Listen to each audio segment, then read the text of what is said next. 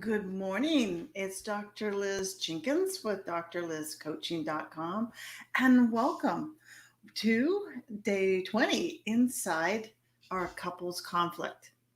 And I thought I would shift a little bit and give you a couple real life examples of folks just like you, me, that have had conflicts and they got stuck and didn't really know where to go with it. And in fact, what typically happens is that this pattern or this style of getting stuck or having an unsuccessful conflict repeats itself over and over again. The thing you fight about may be different, but the same style or the same unsatisfying, destructive, distancing pattern happens.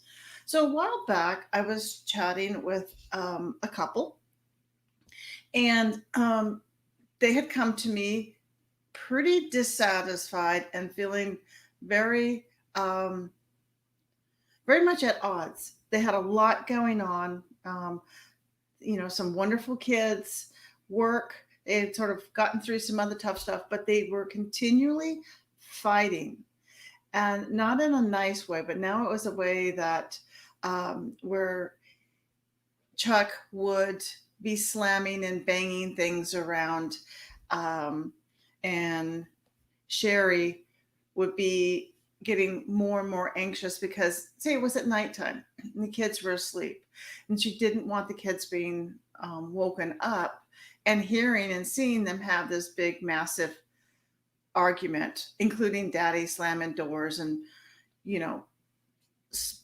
pushing dishes down loudly as they were working around the kitchen, because in essence they would be fighting and tidying up at the end of the day, not really talking, definitely showing that they were struggling and they were mad and needs weren't being met and the whole thing. But it became increasingly loud and increasingly more potentially public too as the kids were older now, and so that created a lot more anxiety in Sherry, and Chuck was equally frustrated because things weren't being resolved. It was over and over.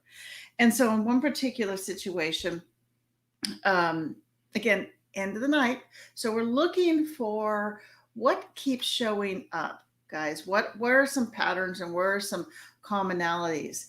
And as we started diving in this particular incident that they came to talk to me about, we started realizing that it was the end of a long, frustrating day.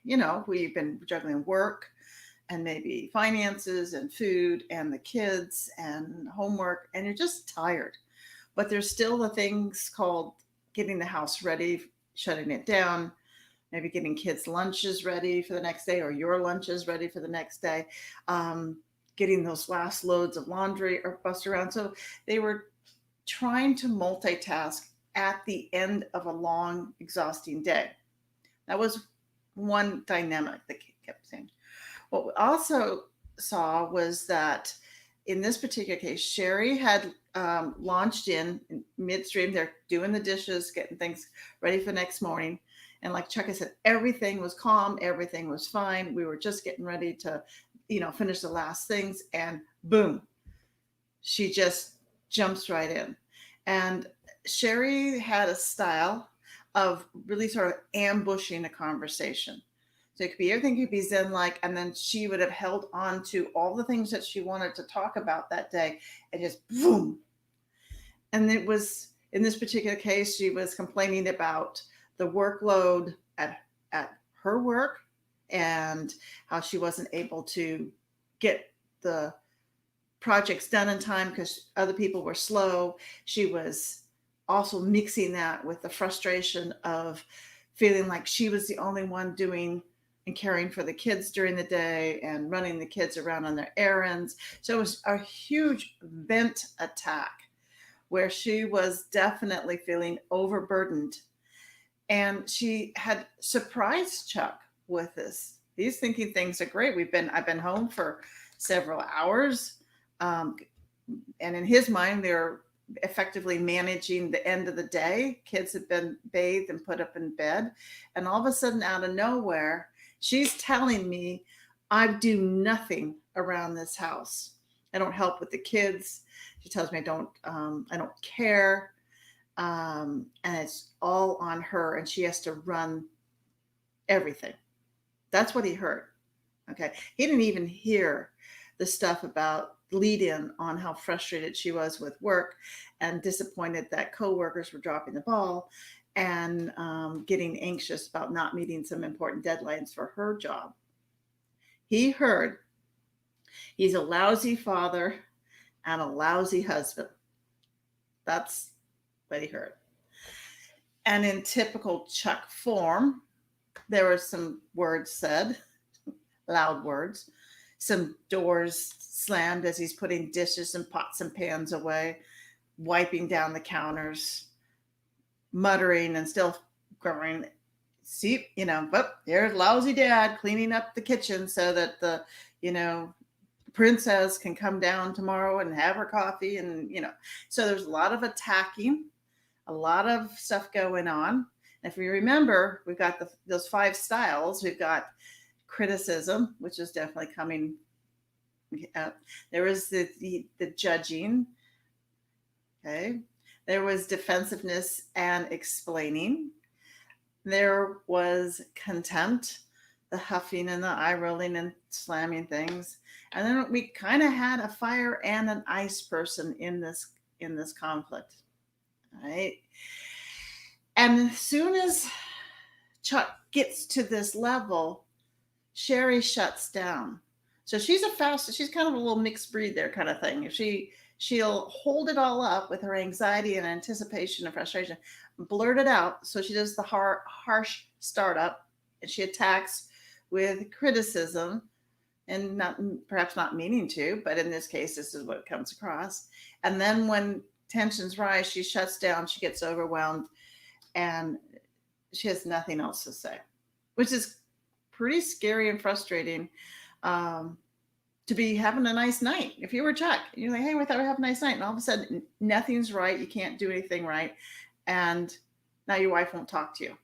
She's shut down. She's quiet. She's going to bed. And this dynamic played so many times. This wasn't the first time. So, as a relationship coach, as their coach, as your coach, we would start looking, and we did start looking, what are the commonalities? All right. And as they started to replay, you can actually see the people. And Sherry and Chuck actually started getting agitated. They're reliving this conflict, which is what people often do post-fight. As they start to relive and go over it, it's like they're stuck in this perpetual unfinished situation. And that tension and that dissatisfaction rolls with them throughout the day and rolls right into the next interaction, conflict. Right? So we started looking at what we could do. They identified their fighting styles, and we started swapping them out. And so for Sherry, one of the big things that we were going to do is that we were going to warn Chuck. We weren't going to hold on to it. We weren't going to get anxious and build to the time when we blew. But we were going to say, hey, I really had a tough day today. I'd like to talk it out with you when the kids go to bed. All right? He's forewarned. It also takes a little steam off of the pressure building up inside Sherry, and it allows her to kind of start letting know there's going to be agenda. And Chuck can also now be prepared. He's not going to be blindsided or ambushed. He can also maybe say, hey, let's just hold off on the chores and let's talk about this. Multitasking and having a conflict, while it might feel like it's efficient, is not always the best way to manage it because you're missing cues. And some of the things that Chuck missed, because he was he's very quiet until it hits. And then when he felt criticized and judged, it hit all the buttons growing up. So he wasn't even fighting about what was happening right there. He was actually reacting from old fights with her, old childhood feeling inadequate. And when he goes fast. And so that's where the slamming and the things, it was contempt, name calling the princess. Gonna get the kitchen ready for the princess. There was the huffing and the eye rolling and the body posturing. She says he gets tall, real big, real fast, right? And we worked with Chuck to decide if that was also a good time for a conversation, to be able to ask questions, to step into it and figure out, is this something you want me to fix, or is this something that you just want to vent and talk about? Because in reality, all Sherry had wanted was to just vent. She didn't want a solution. She wasn't about to change her work environment. And the reality is that she did feel that he showed up really, really well as a father, as a provider. The reality is that she was just tired and complaining, but her complaining came out as an attack. That's what he heard. So we cleaned up a lot about how they staged the initial conflict. We put in some strategic measures where we would get the setting to go start off by giving them the agenda, asking if it's a good time to talk about it, not multitasking, but pausing and getting some eye contact. We got some tools in Chuck's toolbox, Lisby, where he was able to find out what's my role here. Because he says, I like to fix something. If there's a problem, I don't want any problems. I don't want my wife unhappy, my kids unhappy. If there's a problem, I want to face it head on. So he got to ask, what do you need from me right now? Am I fixing it? Am I listening to it? Do you need a hug? Do we need a housekeeper? Do you need to quit? Okay. I said, no, I like everything. I love everything. I just need to vent because it was really, really frustrating. Okay. So he learned how to ask questions so he could show up better. When they both stop listening and they start attacking or feeling attacked, both of them recognize that they escalate, but they escalate different. Remember, Sherry was more of the first at the gun, and then she would shut down. So she would quickly become flooded and overwhelmed. And Chuck was like the slow burn. And then when he was gone, he was gone. There was no pulling him back. He says, I have to go away for a while. I have to go calm down. And he knew 15 minutes. It takes him 15 minutes. So probably if you and I were sitting around talking, you would also have some of that information, like Chuck has. It takes me 15 minutes. Or for Sherry to say, once he gets to this place, I can't think anymore. The words go out of my head. I'm gone. So we went right in there and figured out, what do those two need? How do they look at each other and also touch into themselves and realize, I'm getting upset and I'm not going to be able to have a good conversation, or this conversation is turning into a conflict and it's out of control.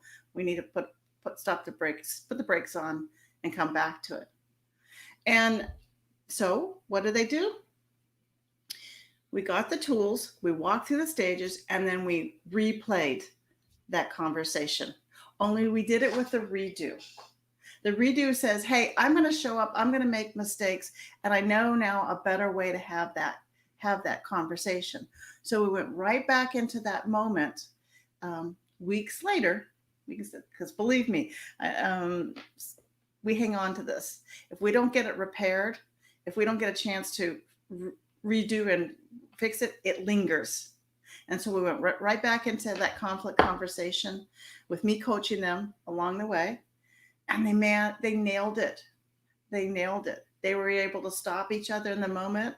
They were able to say, no, what I need from you right now, I just need you to listen to me. It's not about you. I love you, but I just got to just get all this out. And they were able to sit with it. So they did the redo, they did the repair. And guess what? A few weeks later, they started to have another situation. But because they had these tools and they had more insight and awareness into the patterns, they were able to pop on in and say, well, let's stop, And it got messy, and they didn't do it perfectly, which is perfectly wonderful. Great. They're supposed to do it that way. We're supposed to make mistakes. This is practice. This is skill building. So I hope that maybe me sharing a little bit about Chuck and Sherry and how they took a perpetual pattern, and we were able to identify some very strategic places within each of their styles that when we did give them better tools, they were able to do a redo and a repair. And they're building and they're reconnecting, and things are going much better for them. So continue to, if you DM me, guys, I hope this is a help to you. I'll continue to share some other, couple examples so that you can maybe see how it relates to you or people that you do know. I would love to be having you jump into my Reignite Couples program, just like Chuck and Sherry did, where we go hand in hand, one to one, and work through these dynamics, whether it's conflict, communication, intimacy. It's all there in my program. So take care. I will talk to you later. Actually, talk to you tomorrow. But DM me. I'd love to tell you more about my Reignite program.